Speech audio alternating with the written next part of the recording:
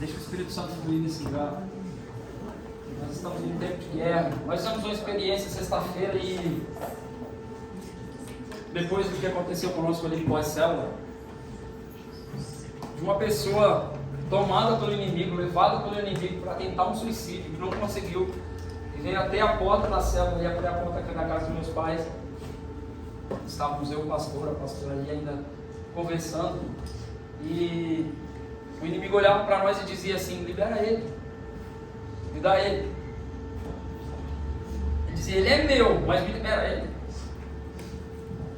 Então depois eu fui perguntar para o Senhor, e o Senhor disse para mim assim: vocês precisam chegar a quantas coisas eu já dei para vocês, mas é o inimigo que usava. Vocês precisam chegar no território de vocês, na vida de vocês, na família de vocês, quantas coisas eu já entreguei para vocês, são suas. Mas é o inimigo quem tem usado. É o inimigo quem tem tomado posse, é ele quem tem feito o seu trabalhar nisso. Por quê? Porque é um tempo de nós tomarmos posse daquilo que o Senhor já nos entregou. De nós tomarmos posse daquilo que o Senhor já nos deu. E eu perguntei: Senhor, como nós fazemos isso? Ele disse assim: sujeitai-vos, pois, a Deus, resisti ao diabo e ele fugirá de nós. Tudo que é nosso, mas ainda está na mão do inimigo, é porque nós não sujeitamos ainda ao Senhor. Sujeitar é colocar debaixo, é entregar, é sujeitar ao Senhor. Nós ainda, por muitas coisas, nós lutamos com as nossas próprias forças. Por muitas coisas nós ainda queremos vencer pelo nosso próprio intelecto. Por muitas coisas nós ainda queremos vencer através daquilo que nós sabemos fazer, quando na verdade a gente tinha que lutar com as armas que Ele nos deu, as armas espirituais. Então, por algumas coisas, nós deixamos de orar. Nós já deixamos de orar. Nós já paramos de ir lá diante do Senhor e falar mais uma vez.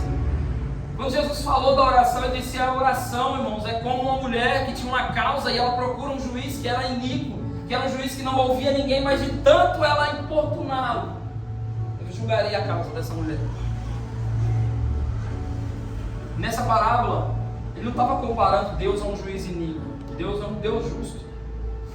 Então Ele diz assim: se um juiz iníquo atendeu a oração de uma mulher pela sua existência, quanto mais Deus, que é bom, o Pai de vocês que é bom, não atenderá às vossas orações. Ele estava falando de uma persistência em lutar com as armas espirituais, de uma persistência em lutar com as armas certas. Quando sexta-feira aconteceu isso, foi isso que o Espírito colocou no meu coração, foi isso que Ele falou comigo. Persista mais um pouco por algumas coisas, mas com as armas certas. Persista mais um pouco por algumas coisas, mas com as armas espirituais. Persista por mais algumas coisas, com as armas que eu estou dando para vocês. É assim que nós vamos vencer. É assim que nós temos que lutar as nossas guerras. É assim, com as armas espirituais. As armas da nossa milícia não são carnais, mas espirituais e poderosas em Deus para destruir fortalezas. Essas são as armas que nós recebemos. Eu vou falar um pouco hoje sobre essas armas espirituais, mas de uma maneira bem diferente. Hebreus capítulo 1, por favor. Já está ali, né? Valeu. A maior arma que nós temos, irmãos, para lutar é a revelação. A revelação de quem é Deus, de quem nós somos, de tudo aquilo que Ele já preparou. Se nós não andamos em revelação, nós paramos de andar no sobrenatural, nós paramos de andar naquilo que Deus está fazendo e passamos a andar naquilo que nós estamos fazendo. Nós passamos a olhar tudo com os olhos carnais, nós não buscamos essa revelação. Então por que Jesus é esse homem que trouxe a revelação de Deus aqui? Vai nos dizer: há muito tempo Deus falou muitas vezes e de várias maneiras aos nossos antepassados por meio dos profetas. Mas nesses últimos dias falou-nos por meio do Filho, a quem constituiu o herdeiro de todas as coisas e por meio de quem fez o universo. Só aí, por favor. Então existem dois níveis ou dois tipos de revelação que Deus traz para nós: a revelação objetiva e a revelação subjetiva.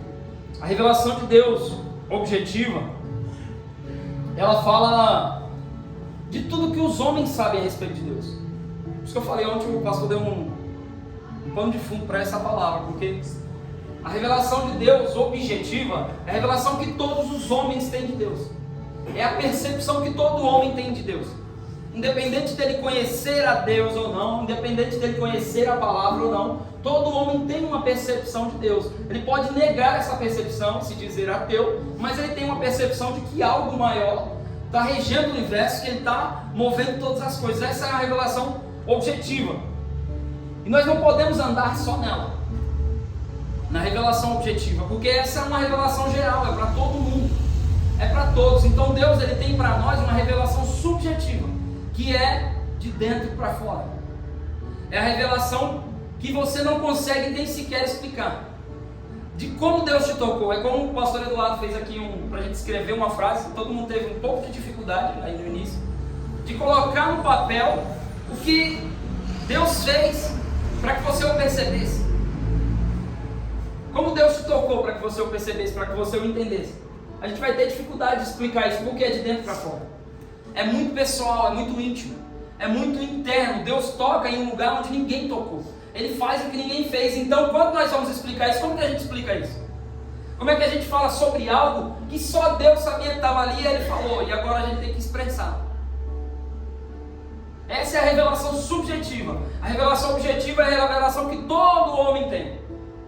Quem queira andar com Deus ou não, todo mundo sabe. E é uma coisa que parece brincadeira, né? Mas todo homem em algum momento vai dizer assim: ai meu Deus. Quando o negócio aperta, até o ateu grita: ai meu Deus. Ué, mas não acreditava até agora. Mas ele está lá. Então a revelação objetiva é aquela que todos os homens têm de Deus. Ela carrega a demonstração do seu poder. O poder de Deus é demonstrado pela natureza, em tudo. Um passarinho tem mais poder de Deus do que nós. Ele tem mais relação com o poder de Deus do que nós. Um animal, ele tem mais relação com o poder de Deus do que nós. Mas a revelação subjetiva não é a demonstração do poder, é a demonstração do amor para uma experiência com a autoridade. Então não se trata do quanto nós temos de poder de Deus, se trata do quanto nós tomamos posse da autoridade que Jesus conquistou. A revelação subjetiva fala do amor. A revelação objetiva fala do poder. O poder é o que Deus fez, o amor é porque Ele fez. Então o que Deus fez, por que Ele fez?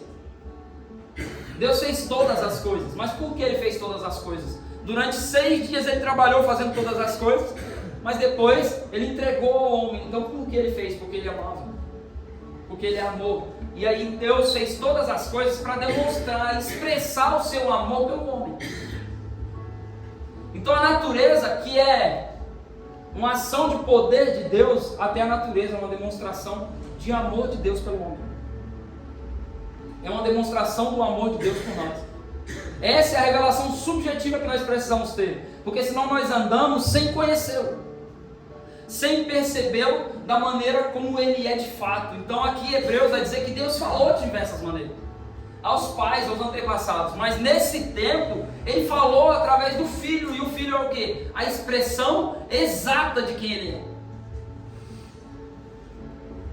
Jesus é a expressão exata do amor de Deus por nós. É a expressão exata daquilo que Deus, do porquê Deus fez, não só do que Deus fez. Então por que Deus enviou o seu Filho? Porque Ele nos amava. Por que Deus fez todas as coisas? Por causa do seu amor.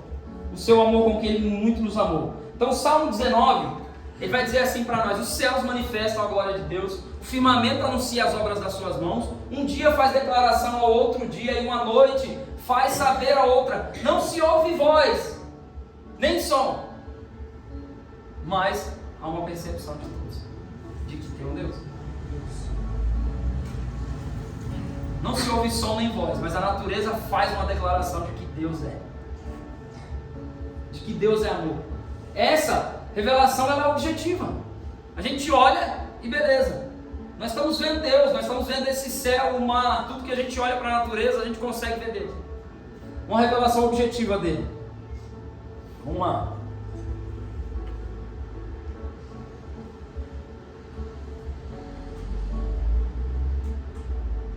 Então, é uma pergunta: como nós podemos saber mais sobre Deus?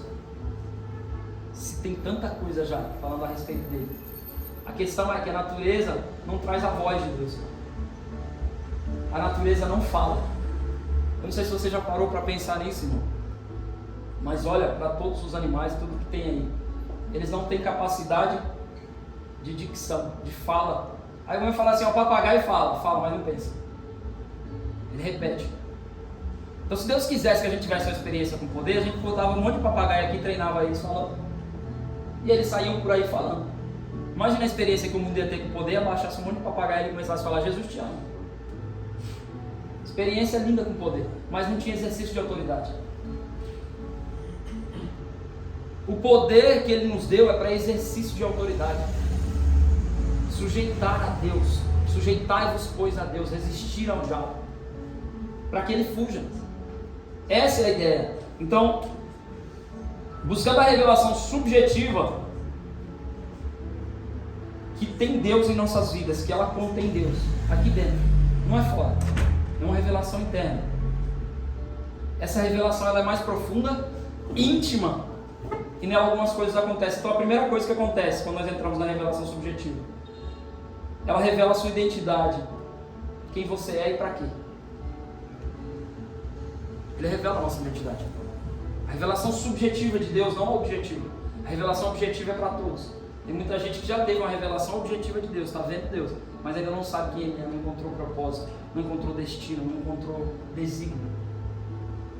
Então a primeira coisa da revelação subjetiva, você sabe quem você é.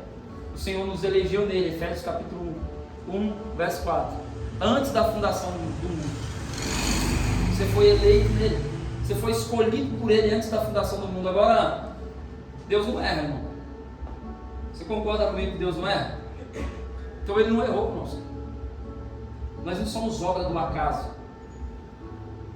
Nós somos escolha de Deus, nós somos feitura de Deus, nós somos obra de Deus. Nós somos para quê?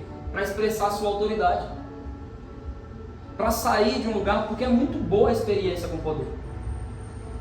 É muito boa, é lindo demais, irmão. A experiência com poder, nós acabamos de ter uma experiência linda com poder. Mas Ele vem nos dar experiências com poder para que depois nós vamos exercer a autoridade sobre as pessoas, não em favor delas. Para que nós venhamos exercer a autoridade nos lugares onde estiver, em favor das pessoas, em favor dos lugares, em favor das nossas famílias, em favor de todos. A experiência com poder que Deus deu para eles em Pentecostes, no mesmo instante deu a eles falarem em outras línguas, para que eles, falando em outra língua, pudessem liberar as boas novas do Evangelho para os outros. A primeira experiência com poder que eles tiveram, liberou para eles falar em novas línguas porque eles não sabiam, mas eram outros idiomas que eles não conheciam, em favor das pessoas que estavam em Jerusalém. Porque eles iam em Jerusalém para adorar um Deus objetivamente, e não tinha uma revelação subjetiva. Como, cara, você está dizendo isso? É só você ler em Atos, acho que é capítulo 4, o eunuco está saindo de Jerusalém, Deus pega Filipe está no meio de uma experiência extraordinária com poder. Uma experiência extraordinária com poder, Deus pega ele e fala, sai daí, Filipe. E ele sai correndo para o meio do deserto. Quando ele chega no deserto, tem um carro passando, cavalos, uma carroça. E aí ele encosta, e aquele homem está lendo Isaías, ele diz assim, o que você está lendo? E aí ele fala assim, eu estou lendo aqui a respeito de alguém que eu nem sei quem é. Eu não sei quem é ele, se Deus está falando a respeito dele mesmo, se ele está falando sobre alguns profetas. E de onde você vem? Eu venho de Jerusalém porque eu fui adorar. O que ele foi adorar em Jerusalém se ele não conhecia? Ele foi adorar de maneira objetiva. Porque há muitos anos atrás, a rainha da Etiópia, a rainha de Sabá, que era a rainha do reino de onde aquele rapaz vinha, trouxe uma revelação objetiva para a sua cidade, não subjetiva. Então todos os anos eles iam na festa de Pentecostes levar uma oferta. Eles estavam lá para perceber algumas coisas, mas não havia quem te desse a ele uma revelação subjetiva. E o que acontece? Quando o Felipe fala para ele assim, ó, esse texto que você está lendo em Isaías 51, fala sobre Jesus Cristo, sobre ele ter padecido, sobre ele ter trazido uma revelação de quem Deus é para nós, fala sobre Jesus que entregou sua vida em sacrifício por amor de todos nós, e aquele homem diz assim, eu quero me batizar. E aí Felipe vê uma água lá e fala, ali tem água, nada nos impede. Ele teve uma experiência com poder, mas em seguida ele foi exercer autoridade em favor de um país, de uma nação. Aquele homem era tesoureiro da Etiópia, o evangelho chegou na Etiópia alguns dias depois da festa de Pentecostes. Porque alguém, tendo uma experiência com poder, entendeu que agora precisava de uma vivência com autoridade. Diz para o seu irmão assim: você não precisa apenas de uma experiência com poder. Você precisa de uma vivência com autoridade. Uma vivência com autoridade, ela vai nos fazer sair de um lugar onde a gente diz não para o nosso Senhor. Como é que pode? Eu não consigo entender esse negócio. Jesus, tu és o meu Senhor. E aí Jesus fala assim: você vai? Eu digo: não, Senhor. Já pensou isso, irmão? Lá na empresa, o chefe é o Senhor, ele é o patrão. Falar assim para você: vai fazer isso aqui. Aí você diz: não. Experiência com poder, não é vivência com autoridade. Então a gente se enche da experiência com poder, esquece da vivência com autoridade. Então a gente continua vivendo na revelação objetiva de Deus. Por quê? Deus, ele tem um compromisso com a responsabilidade assumida. O compromisso de Deus é com a responsabilidade assumida. Ele tem um compromisso com isso. Porque a palavra responsabilidade vem de resposta. Responsabilidade é dar uma resposta dentro daquilo que nos foi proposto. Então Deus, ele tem esse compromisso. A subjetividade de Deus, ela vem para quem assumiu uma responsabilidade a qual ele não poderia fazer. Porque é loucura. É loucura você assumir uma responsabilidade a qual você sabe que você não tem forças para fazer. Imagina Davi não pegar 5 pedrinhas lisas lá no rio. Ele estava assumindo uma responsabilidade, todo mundo olhou para ele e falou assim: Golias é guerreiro desde a infância, você nunca lutou, o que você vai fazer lá? Eu estou assumindo uma responsabilidade que um exército não assumiu. Eu estou assumindo uma responsabilidade que homens de guerra, que também lutam desde a infância, não assumiram. Eu estou assumindo uma responsabilidade que um rei que foi ungido por Deus, que tem espada, que tem armadura, que tem lança, que tem arco, não assumiu. Mas eu vou assumir essa responsabilidade com 5 pedras lisas e uma funda. Eles têm todos os recursos para assumir a responsabilidade, mas eles se esquivam dela. Então Deus tem um compromisso com Davi porque ele assumiu uma responsabilidade. Então quando Davi chega lá, ele não chega diante do gigante e apresenta as suas armas, ele apresenta o seu Deus. Vem contra mim com lança, com escudo, com espada, mas eu vou contra ti em nome do Senhor dos Exércitos. Não são as minhas armas, Davi estava dizendo, que vão vencer você, Golias. É o Senhor dos Exércitos. É a responsabilidade assumida.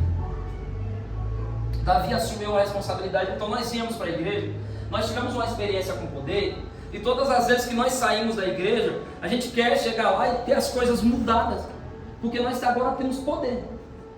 Mas na verdade Deus, ele vem nos dar experiência com poder para que quando a gente chegar num lugar onde as coisas ainda não mudaram, nós devemos a responsabilidade de assumir a mudança, de exercer autoridade em favor, de tornar aquela pessoa, aquele lugar, quem Deus o chamou para ser. Então existem as nossas maneiras de lutar. Então, por exemplo, uma das maneiras que Deus fala, uma mulher, quando quer ganhar o seu marido, que ele seja ganho sem palavras. Que loucura, irmão. Isso é doideira para uma mulher ainda. Desculpa aí, irmãos. Para uma mulher ganhar alguém sem palavras. Mulher que fala mais do dobro do que o homem fala. Ele está falando assim: assuma a responsabilidade de exercer a autoridade sem dizer uma palavra. Por quê? Porque o cara já está cansado de ouvir. Ele está esperando ver, enxergar. Aquilo que você carrega com a experiência, com poder, não. A sua vivência com a autoridade, porque Deus já mandou você se calar faz tempo que você está dizendo não, Senhor.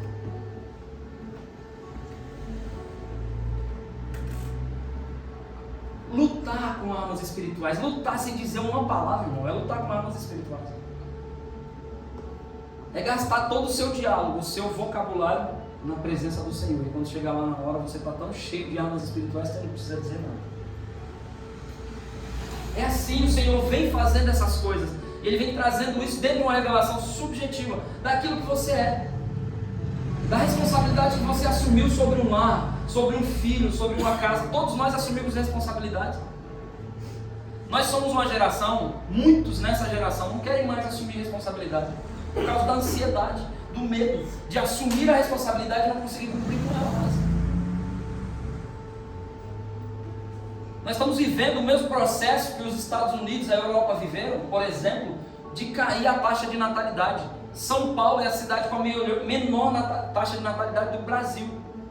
Por quê, irmão? Porque o pessoal não quer ter filho? Não, porque não quer assumir responsabilidade. Por causa da ansiedade e o medo de ter mais um filho e não saber como vai fazer. Então Deus perdeu o controle. Porque Ele deu um filho para nós, Ele deu as crianças, Ele deu tudo e agora Ele não vai dar a provisão.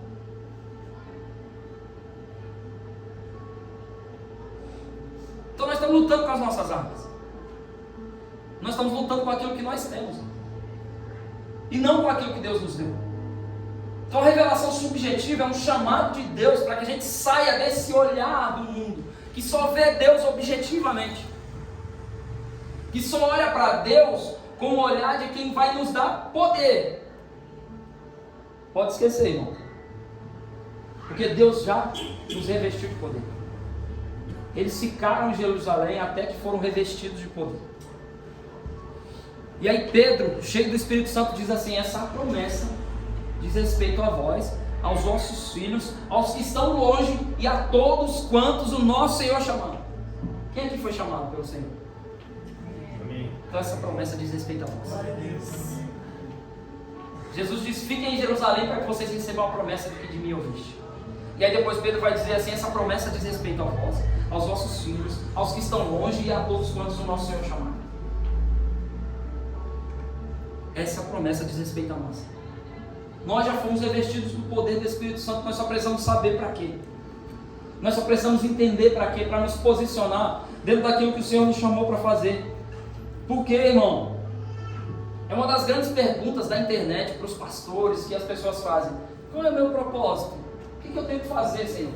Eu vou te dizer o que você tem que fazer. A primeira coisa para que o propósito individual seja revelado é assumir uma responsabilidade como coletivo, sem saber o que fazer.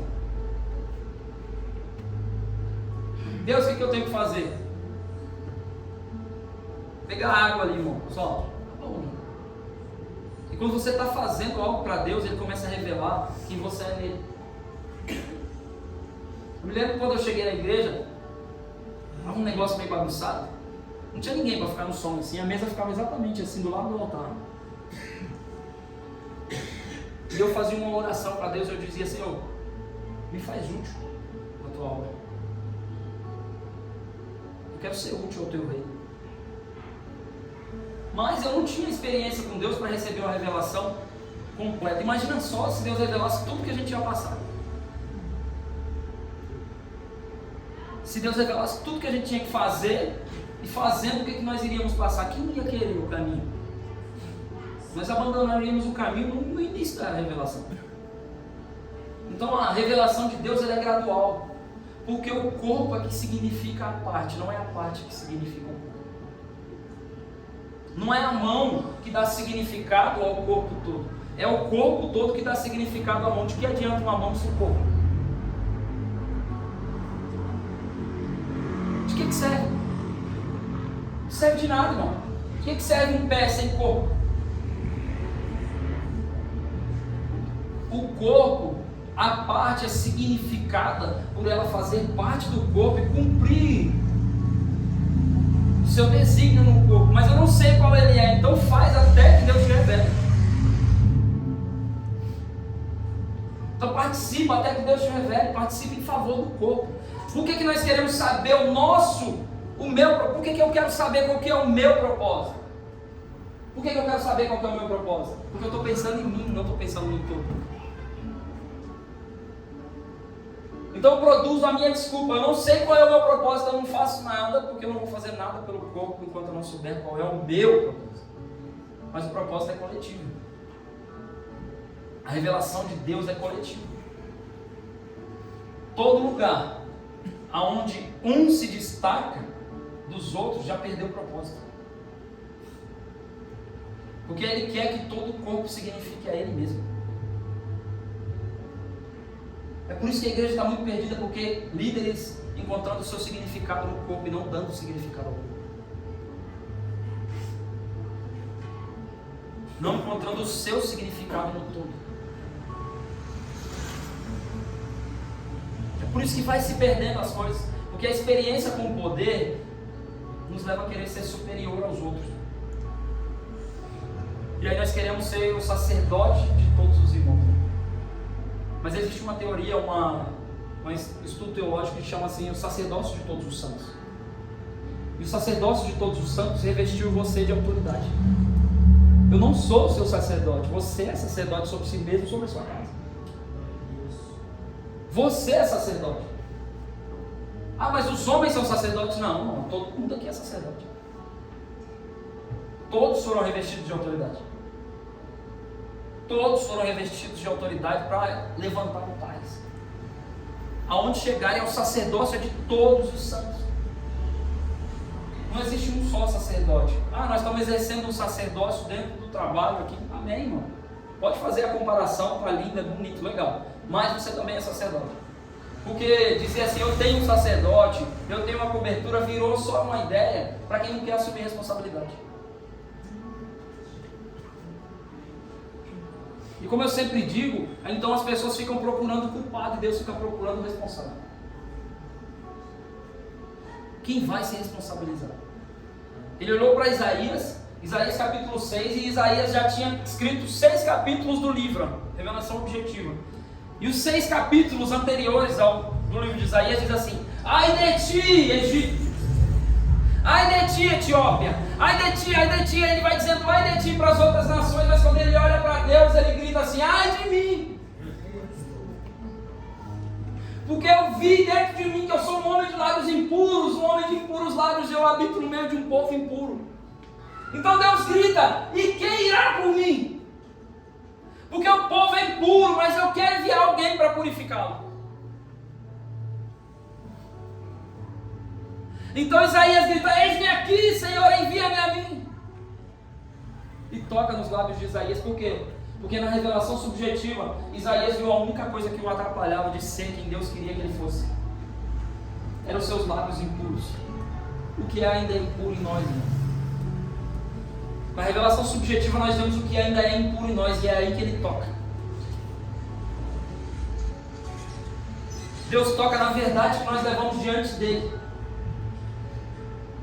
Só que nos ensinaram a ser sinceramente suscetíveis. Nós abraçamos uma suscetibilidade, alguém que nos empurra para lugares, que nos leva a falar coisas que nós nem queríamos falar. Nós não estamos sendo mais verdadeiros adoradores porque nós somos suscetíveis. Nós abraçamos toda a psicologia do lugar. Em tudo se encontra a psicologia e pouco do Espírito Santo. Pouca liberdade do Espírito e muita psicologia para tocar nas pessoas. Só que para tocar nas pessoas onde o psicólogo toca, ele foi fazer uma faculdade, 4 anos, amém. A psicologia é muito boa, a psiquiatria, toda essa parte que cuida da psique é muito boa. Eu gosto muito. Para mim a arte do relacionamento está lá. Ali é uma arte de ensinar as pessoas a se relacionarem melhor, de ser melhores. Mas isso não serve para o reino de Deus. Isso não serve como um todo, porque é o objetivo. Você olha quem você é por fora, mas só o Espírito Santo vai te fazer olhar quem você é por dentro.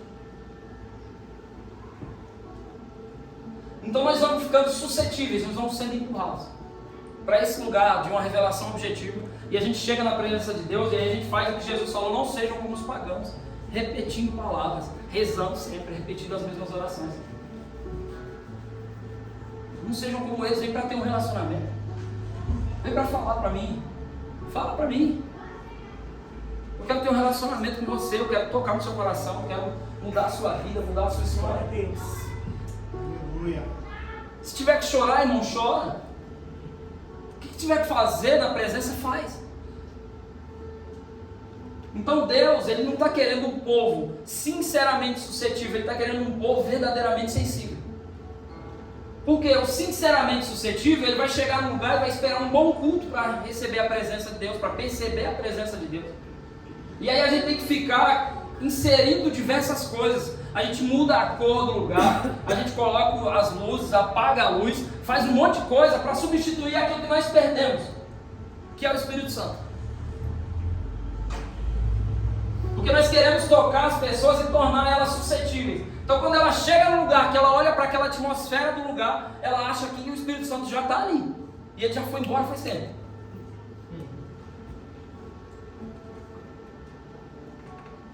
O que é ser verdadeiramente sensível? É quando você sente o Espírito Santo no meio da guerra.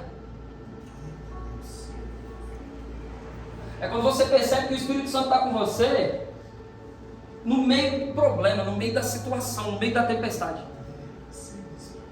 Isso é ser verdadeiramente sensível. Sentir o Espírito Santo onde tem alguém ministrando, é lindo, irmão, é fácil. É só ser suscetível. É só se deixar levar. Agora sentir, perceber o Espírito Santo, saber que Ele está lá com você, na hora que todo mundo sumiu, aí tem que ser sensível. Porque quando Elias estava dentro da caverna e veio o fogo, ele já percebeu que Deus está no fogo. Vou falar em mim. Deus não estava no fogo. E veio um vento que esmiuça a penha e derrubando tudo. E ele está dentro da caverna e falou: Deus está no vento. Eita glória! Esse vento é de Deus. Deus não estava no vento, mas na brisa suave. Simples. No momento da calmaria, porque Elias estava na maior dificuldade da sua vida, na maior dificuldade, porque ele estava lutando, não era contra principados e potestades só naquele momento, ele estava lutando contra si mesmo, porque ele estava fugindo. Quem te disse? Que fazes aí, Elias? Quem te disse para você ir para Elias? Não foi a minha voz, não fui eu que falei com você. Então Elias está ali dentro e no meio daquela, toda aquela tempestade, Deus não estava, e ele consegue perceber Deus, a sensibilidade do profeta que percebeu Deus numa brisa suave. É isso que nós precisamos. Tempestade. Deus não está lá.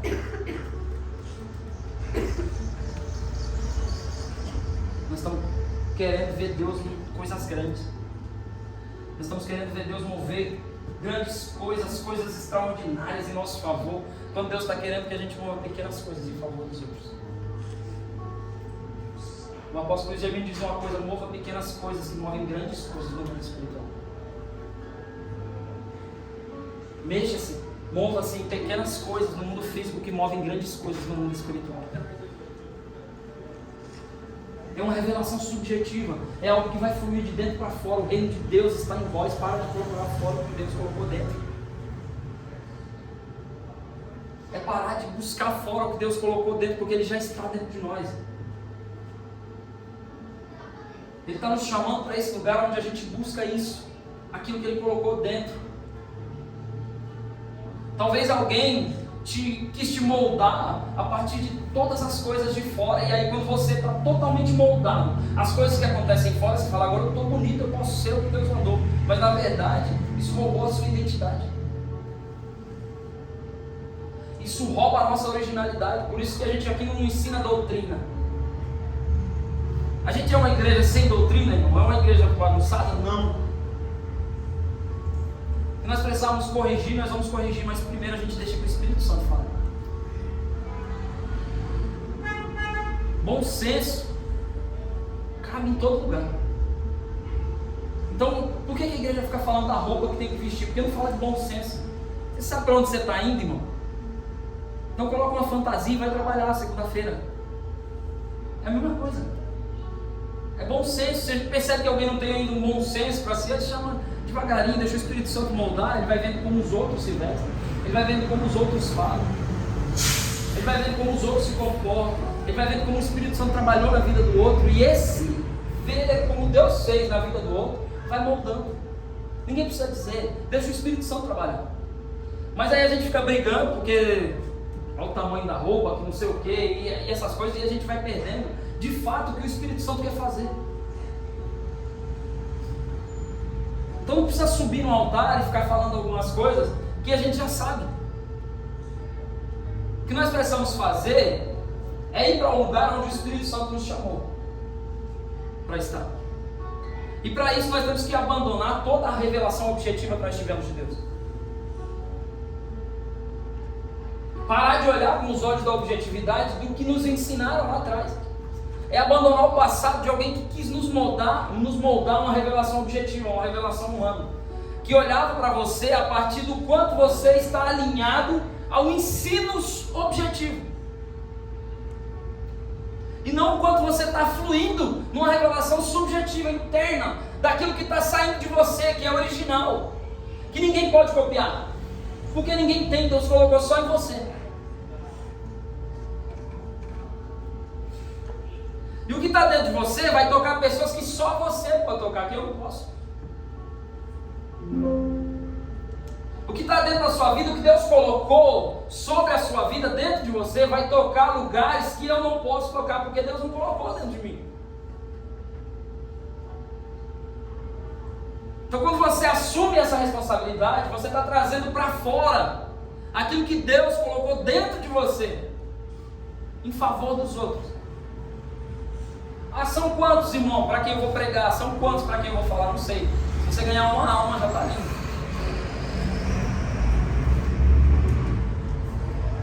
Pode ser que Deus designou uma pessoa para que quando tiver um encontro com você, tenha um encontro com Cristo. Uma, 2, 10, 12, 40, assim, não sei. Mas assuma a responsabilidade. Entre nessa revelação subjetiva. Então a primeira coisa, você sabe quem você é. Deus te fez, te revestiu de poder para que você assuma responsabilidade a partir da autoridade concedida. Número 2, Ele dá propósito às nossas dores.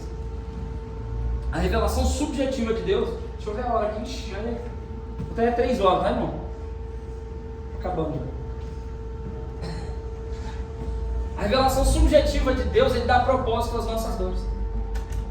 O que nos cansa não é viver dores, é viver dores sem propósito. O que nos cansa não é lutar sem propósito. Não estou cansado da igreja, irmão. Tirei umas férias, né, pastor? Mas eu não me canso da igreja. Eu não me canso da obra de Deus, eu não me canso das coisas de Deus. Por quê? Porque quando eu percebo que eu estou lutando com propósito. Então nós vivemos muitas dores causadas por nós mesmos ou pelas lutas do dia a dia, onde a gente não busca essa revelação de por que nós estamos passando por ela. Por que José entendeu as dores que ele passou durante todo aquele tempo? Porque no final ele olha para os irmãos e diz assim: vocês planejaram mal contra mim, mas Deus o transformou em bênçãos, porque Ele me mandou na frente para preservar muitos com vida. José entendeu o propósito das dores que ele viveu durante todo aquele tempo. Por isso dê propósito às suas dores, irmão. Perceba o propósito, começa a perguntar: Senhor, qual que é o propósito disso? Por que eu estou passando isso ainda? Por que eu estou vivendo isso ainda?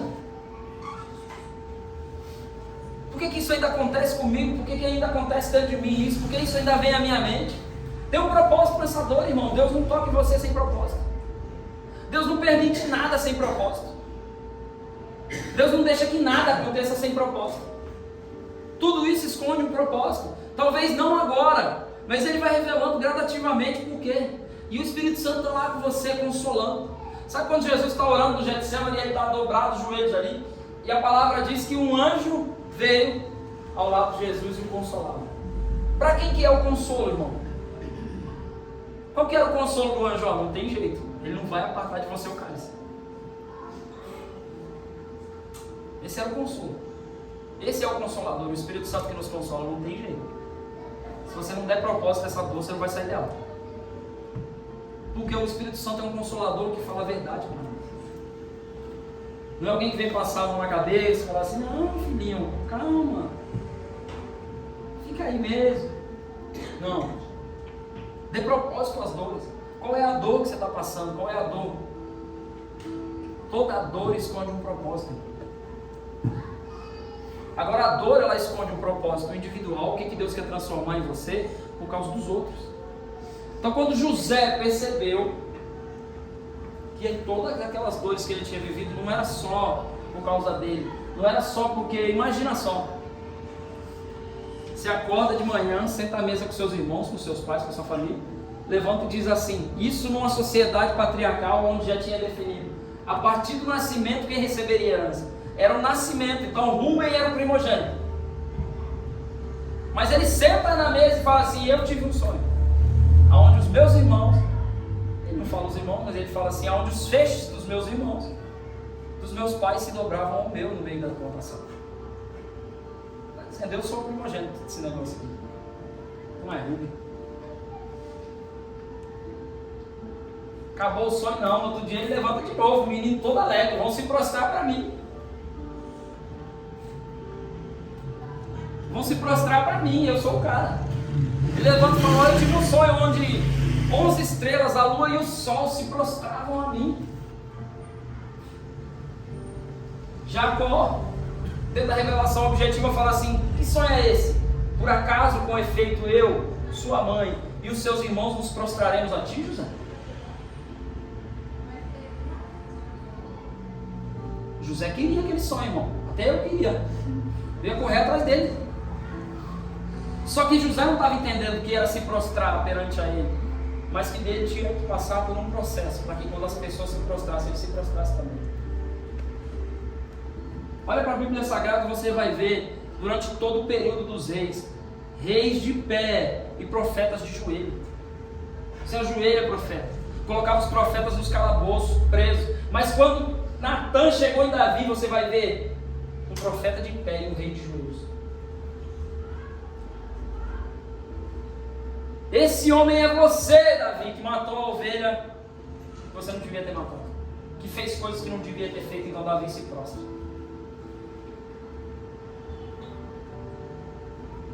Esse coração tem que estar em nós. Todo processo que nós estamos passando, toda dor que nós estamos passando tem um propósito. Então comece a enxergar o propósito das tuas dores. Comece a perguntar para o Senhor, por que, Senhor, eu passei por isso? Por que eu estou passando por isso? Por que você passou por algo no seu casamento? Porque daqui a pouco vai vir um casal e vai perguntar algo, você vai ter uma resposta para dar. Porque você passou por algo como mulher, dentro da sua identidade. Por que você passou por isso? Porque daqui a pouco vai vir uma mulher e vai encostar e vai falar assim, olha, eu estou passando por isso. E você vai dizer, olha, eu passei também por isso. E nós vamos entender o poder de duas palavrinhas. Eu também. Eu dizia para os irmãos, eu estava estudando sobre isso, que a eficácia dos grupos narcóticos anônimos, alcoólicos anônimos, todo grupo que trata de algum tipo de vício está em duas palavras. Eu também.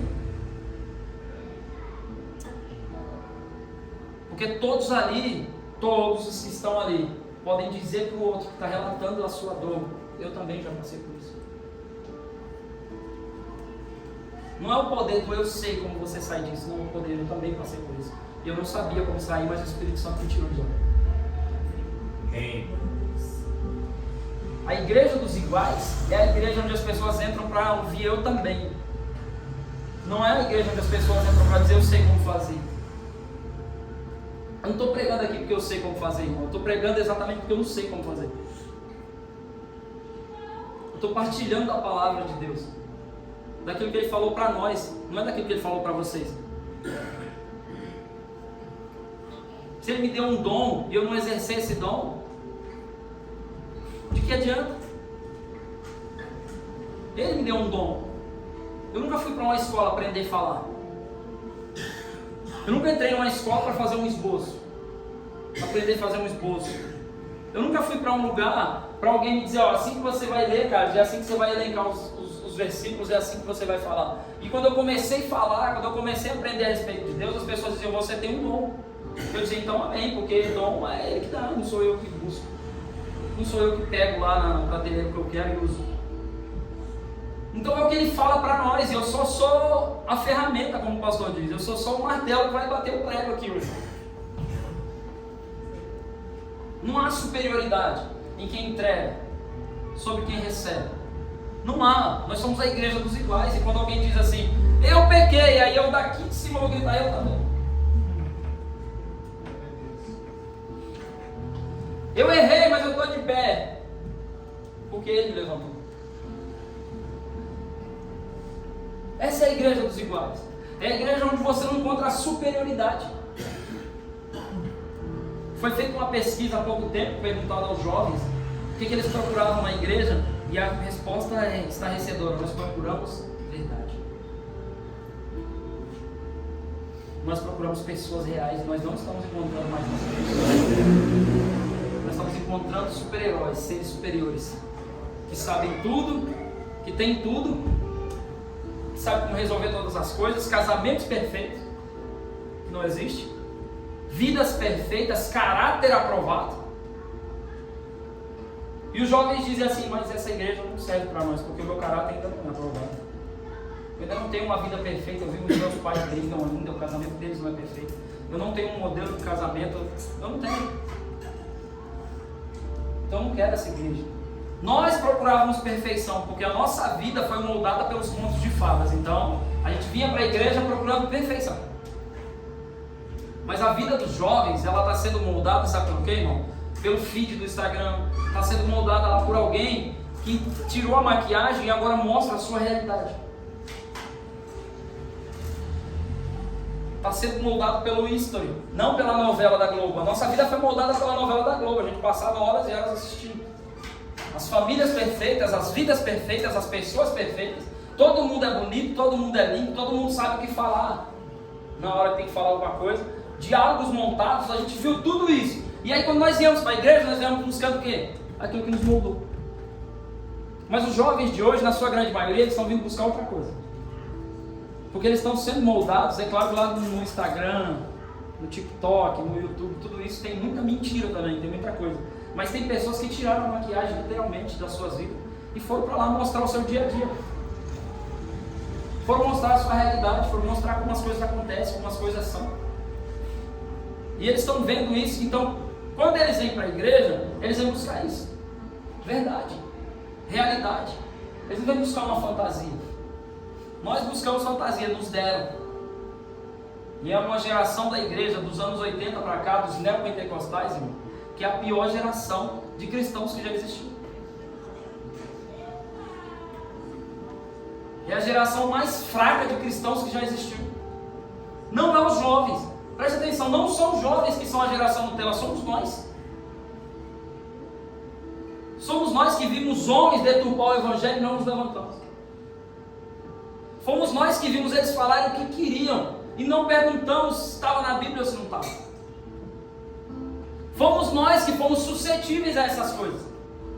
Fomos nós, não somos jovens, não somos adolescentes, fomos nós que vemos desde os anos 80, 90 aí, vendo uma igreja caindo e não nos levantamos, não tivemos coragem. Fomos nós. Então agora não importa mais o que passou, importa o que nós vamos fazer a partir de então. Esquecendo-me, Paulo disse, das coisas que para trás ficam, eu sigo em direção ao alvo, que é a cruz. Então o nosso modelo não é o que passou, o nosso modelo não é ser diferente de, é ser igual ao que Deus preparou para nós. A nossa diferença está na revelação subjetiva daquilo que Deus nos chamou para ser. Está no quanto nós estamos dispostos a buscar essa revelação. E a encontrar em Deus um modelo que Ele preparou para esse tempo como igreja. E evitar toda a comparação. Porque toda comparação gera competição.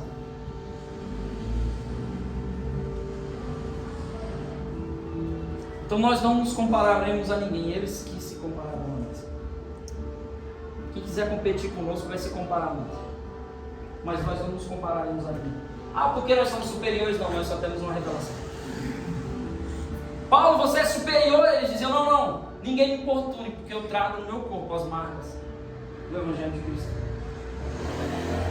Eu tive uma revelação, por ela eu sofri as minhas dores, eu dei propósito às minhas dores, eu descobri quem eu sou e eu vou andar nessa revelação.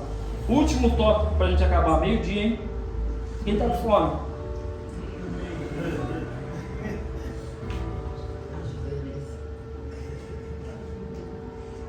Ei, mano.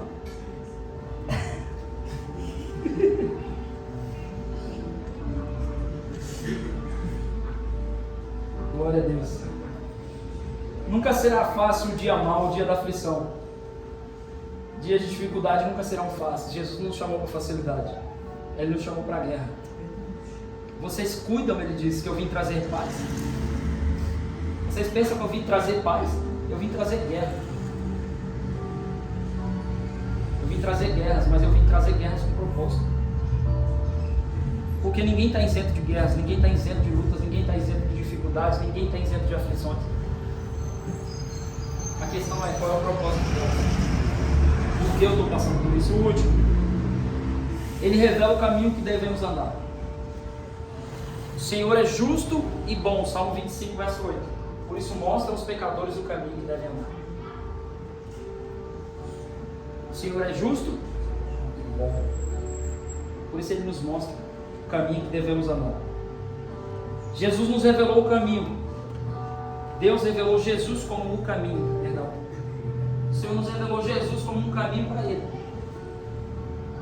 Jesus não ficava se comparando aos fariseus, Ele não ficava se comparando aos autoridades, Ele não ficava se comparando àqueles caras, porque eram eles que iam até Jesus para se comparar a Ele. E eles comparavam Jesus, eles diziam, nós somos superiores. Ele come sem lavar as mãos, né, pastor? Nós lavamos as mãos, nós somos superiores a Ele. Os discípulos dele não jejuam, nossos discípulos jejuam, os nossos discípulos são superiores aos dele. Eles ficavam se comparando com Jesus, eles ficavam olhando para Jesus e eles não estavam entendendo que Jesus era um caminho para o Pai. Eles eram um caminho para Deus. Eles eram um caminho de uma revelação objetiva que mudava por fora, mas Jesus era um caminho subjetivo que muda de dentro para fora. Eles estavam dizendo, ele come coisas impuras, e Jesus estava dizendo que purifica ou que contamina o homem não é o que entra, mas é o que sai. Eles estavam falando de coisas externas e Jesus estava falando de coisas internas. Eles estavam falando de mudar o exterior para mostrar alguma coisa exterior. Jesus estava falando de mudar o interior. Eles estavam falando de adquirir coisas e Jesus estava falando de entregar coisas. Eles estavam falando de fazer, Jesus estava falando de se tornar.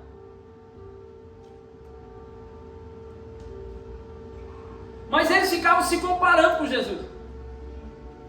Então teve um momento que Jesus olhou para os seus discípulos e disse assim, se a nossa justiça não excederem muito a dos fariseus, nós não somos do reino.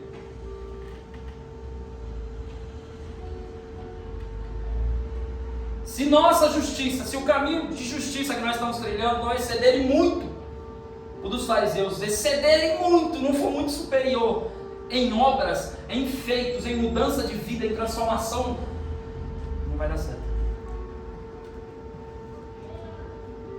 Jesus estava falando assim, ó, eu estou falando de coisas superiores. Eu não estou falando da mesma coisa que eles, não.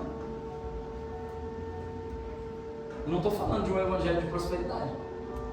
Eu não estou falando de vocês adquirirem coisas, não. Eu estou falando de vocês se tornarem.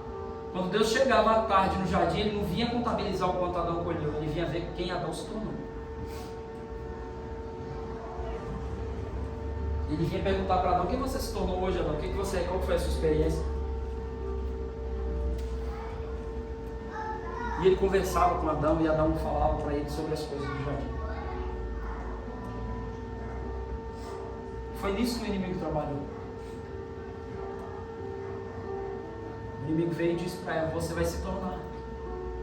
Porque eles já sabiam que o que Deus queria era que eles se tornassem algo. Mas ele não queria uma comparação, porque o inimigo diz assim, se tornem igual a Deus. Tornem-se igual a Deus. Se vocês comerem essa árvore, vocês serão igual a Deus. E ela encontrou um atalho para se tornar, mas Deus não tem atalho. Ele tem processos. Os processos de Deus não tem atalho. Não tem como fugir deles. Não tem como fugir dos processos. Você tem que perceber o caminho que Deus apontou para você e trilhar. E os outros, irmãos? Os outros vão estar aí para te ajudar. E o Espírito Santo? Estarei convosco até a consumação dos séculos. Tem um processo pessoal da revelação subjetiva, tem um processo que é seu. Tem um processo pessoal da transformação para nós. Para esse entendimento de quem nós chegamos a ser no Senhor. Então, entregar a vida a Jesus e aprender as práticas do Evangelho é a única maneira de enxergar quem somos em Deus, nos relacionar com Ele como Pai.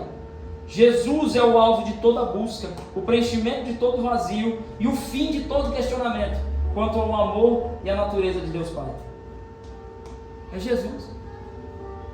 É encontrar-se com Ele, entregar a vida para Ele, é percebê-lo em todas as coisas. Para isso que Ele nos chamou. Qual é o nosso propósito? Nós estamos unidos por um propósito. Qual é o nosso propósito? Qual é a revelação que Deus tem para nós, como igreja? Qual é a revelação que Deus tem para você, como pessoa? Pessoal, como que você vai fluir dentro do reino? Como é que você vai fluir dentro dessa igreja? Ninguém precisa te dizer, faz assim, não. Você viu ali é o teu chamado, eu vou fazer. Está acontecendo ali algo, é o meu chamado ali, peraí. Tem alguém ali para orar, eu vou orar lá, porque ali é o meu chamado, orar, eu vou orar. Ah não, eu não vou pôr a mão não, porque eu vou ter medo. Não, põe a mão lá no negócio, assume a responsabilidade. Abraça, chora junto.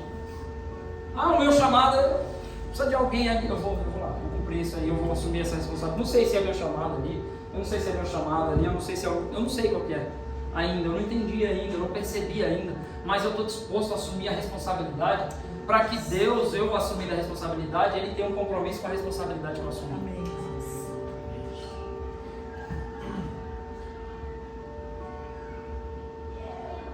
Deus nos encontrou para nos permitir a revelação subjetiva. E agora podemos conhecê-lo na intimidade. Essa revelação traz a marca do amor de Deus para nós. Porque Ele nos amou quando ainda éramos pecadores. O amor de Deus, irmão, ele não se expressa por causa das coisas que você adquiriu, daquilo que você tem. Tudo isso é bom, é lindo. Vamos ter mais ainda. Vamos adquirir muitas coisas ainda. Você ainda vai ter a felicidade de adquirir muitas coisas. Mas o amor de Deus não está nessa expressão só. O amor de Deus é maior porque quando nós olhar e falar assim, eu nunca vou ter nada, Deus estava falando, você vai ter coisas comigo. Eu nunca vou ser nada. Quando alguém olhou para você e disse, esse não vai ser nada, Deus disse, vai. Porque Ele estava lendo um livro a seu respeito. Porque Ele estava escrevendo um livro, todos os meus dias estão escritos no teu livro, de forma terrível me formaste no ventre da minha mãe. A revelação subjetiva é quem Deus preparou para que nós fôssemos. Então tudo que você vai ter, ser e fazer, já está dentro de você. Ele flui a partir de uma revelação. Quem olha só pela revelação objetiva, olha para um pecador. E agora eu vou terminar. Fica de pé em nome de Jesus.